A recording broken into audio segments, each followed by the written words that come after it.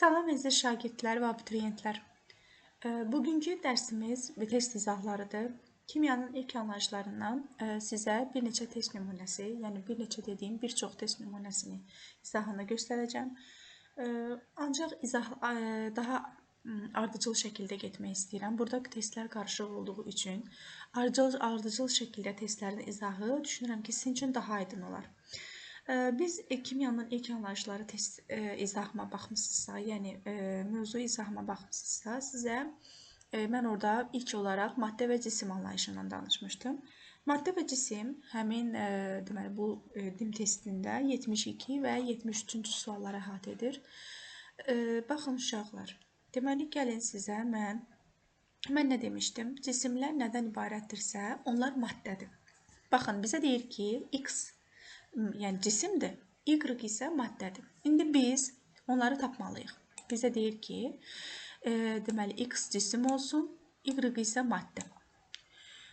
Gəlin birinci X variantlarına baxaq. Hansılar ki, burada maddədir, biz onları çıxaq. Həmin variantları silək. Çünki bizdən X-in cisim olmağını istəyir. Masa cisimdir, bu qalsın. Su maddədir, çıxırıq. Oksigen maddədir. Stəkan, bu da cisimdir, bitki yağı maddədir. Deməli, biz buradan B variantını, C variantını və Y variantını çıxdıq. Qaldı bizdə A variantı və D variantı. İndi isə X-in bildik ki, masa da, stəkan da cisimdir. Ancaq Y-da baxsaq, A variantında oksigen verilib. Deməli, A variantında oksigen, B variantında masa. Bizdən Y-ın maddə olmağını istəyir. Baxırıq ki, oksigenlə masada yalnız oksigen burada maddədir. Yəni, biz təbii ki, iki variant arasında qalmışıq. Doğru cavabımız burada A variantı olacaq. X masa, yəni cisimdir. Y da maddədir. Maddəmiz də oksigen. 73-cü suala baxaq.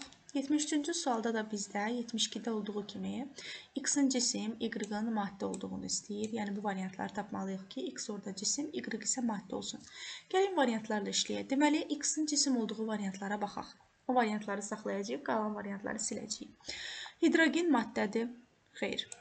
Bizə X-in cisim olmağını istəyir. Alüminium metaldır. O da maddədir. Parta, bu cisimdir.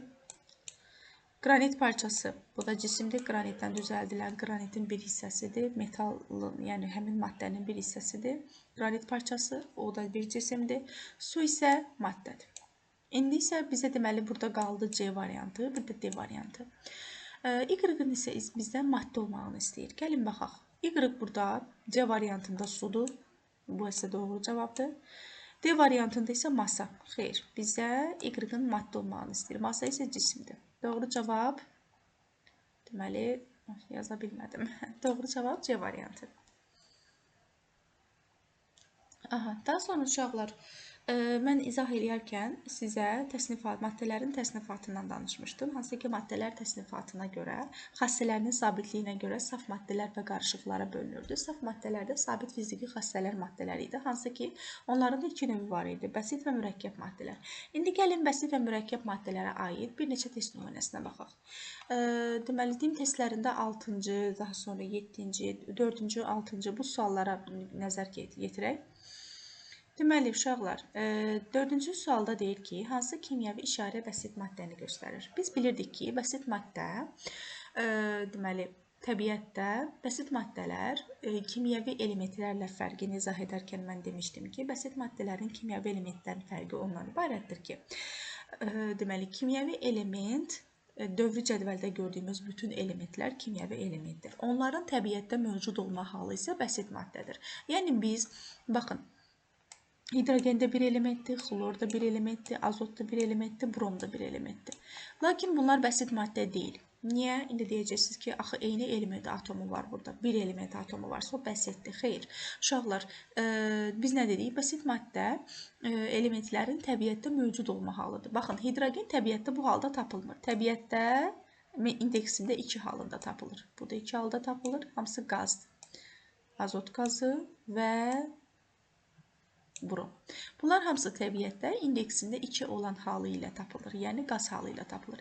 Yalnız burada neondur ki, həm kimyəvi element kimi, həm də bəsit maddə kimi bu şəkildədir. Yazılır və bu şəkildə də təbiətdə tapılır. İkinci deməli sualımıza, 5-ci sualımıza baxaq. Hansı kimyəvi işarə bəsit maddəni göstərir? Yenə eyni qayda ilə. Biz artıq burada qazları bilməliyik. Onların deməli 2 atomlu qaz, bəlkə 2 atomlu deməli bəsit maddələrimizi tanımalıyıq. Deməli burada azot, xlor, flor və yod. Hər biri təbiətdə indeksində 2 halı ilə tapılır. Ancaq arqon təbiətdə və kimyəvi element kimi olduğu kimi qalır. Yəni neondur, arqondur, bunlar təsirsiz qazlardır. O təsirsiz qazlar təbiətdə bəsit maddə kimi də, kimyəvi element kimi də olduğu kimi necə yazılıbsa o şəkildə də tapılır. Hətta mən sizə bəsit maddələrlə kimyəvi elementin nümunəsini dəmirdə də göstərmişdim. Baxın, dəmirdir. Göstərim burada. Deməli, dəmir, ferrum belə yazılır. Deməli, dəmirin həm təbiətdə də, həm də kimyəvi element kimi bu şəkildədir. Yəni, təkcə bu təsirsiz qazlara aid deyil bu. Yəni, bayaqki işlədiyimiz test nümunələrindəki təsirsiz qazlara aid deyil. Təbiətdə olduğu kimi tapılan, yəni kimyəvi element kimi də, təbiətdə demək, kimyəvi element kimi necədirsə, o şəkildə tapılan elementlərimiz də var. Dəmirdir, misdir, manqandır, kobaltdır, müxtəlif metallar. Sonra 6-cı sualımıza baxaq. Deyir, bəsit maddələri müəyyən edin. Deməli, bəsit maddələr nə idi? Eyni element atomlarından ibarət olan maddələr idi. Baxın A variantına. Burada vergüllə ayrılıb. Deməli, oksigendir. Yalnız oksigen atomlarından ibarətdir. Hidrogen xloriddə isə həm hidrogen var, həm də xlor var. Bu, bəsit maddə deyil, bu variant. Yəni, bizə bəsit maddələri göstərməyimizi istəyir. Ancaq A variantında hidrogen xlorid mürəkkəb maddədir. B variantına baxsaq, B variantında su nümunəsində 2 atom hidrogen, 1 atom oksigen var. Yəni, 2 müxtəlif element atomu var. Bu artıq mürəkkəbdir. Ancaq azot isə bəsit maddədir. Bunu da çıxdıq.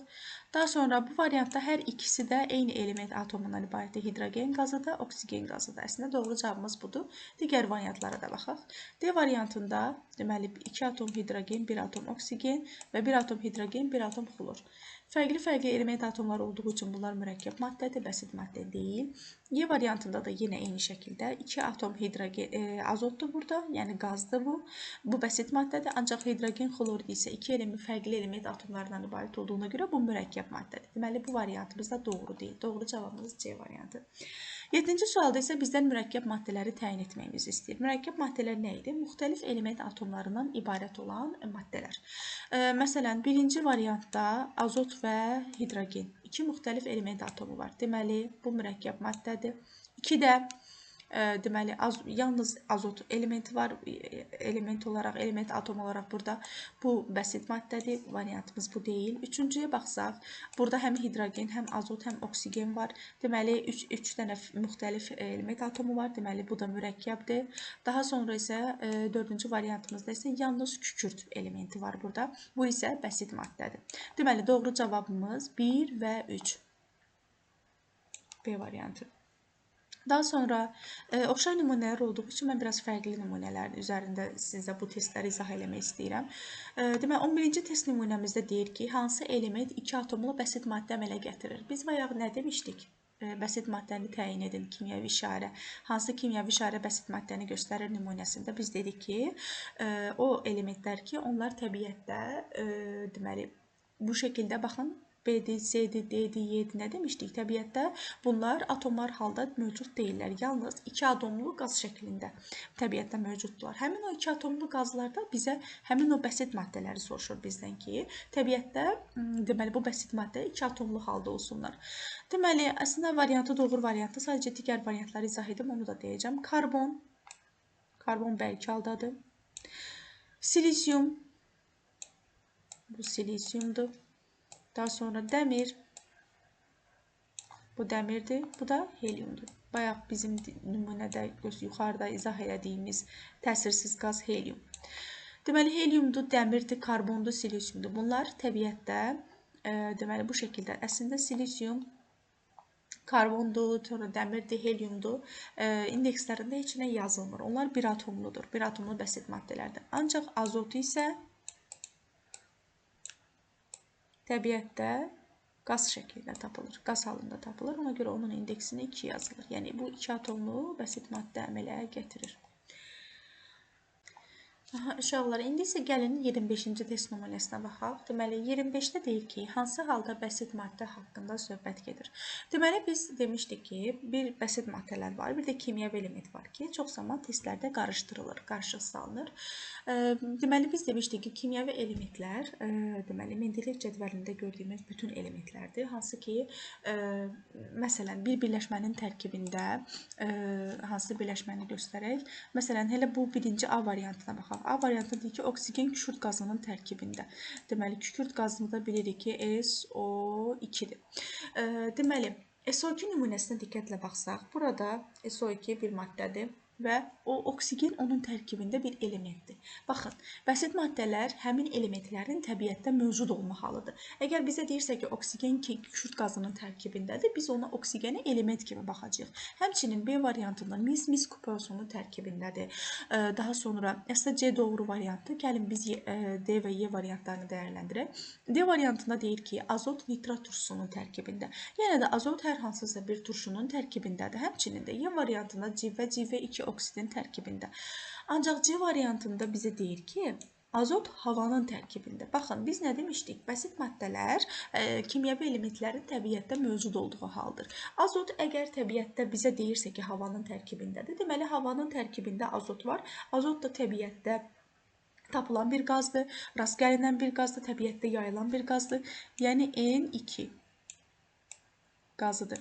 Yəni bu təbiətdə N2 formasında tapılır. Biz bayaq 2 atomlu bəsit maddələrdən başladıq izah etməyə. Daha sonra deməli bəsit maddə hansı kimyəvi elementin bəsit maddə olduğundan test nümunələrinə baxdıq. Oradan artıq bizə aydındır ki, azot 2 atomlu halda havanın tərkibində bəsit maddədir.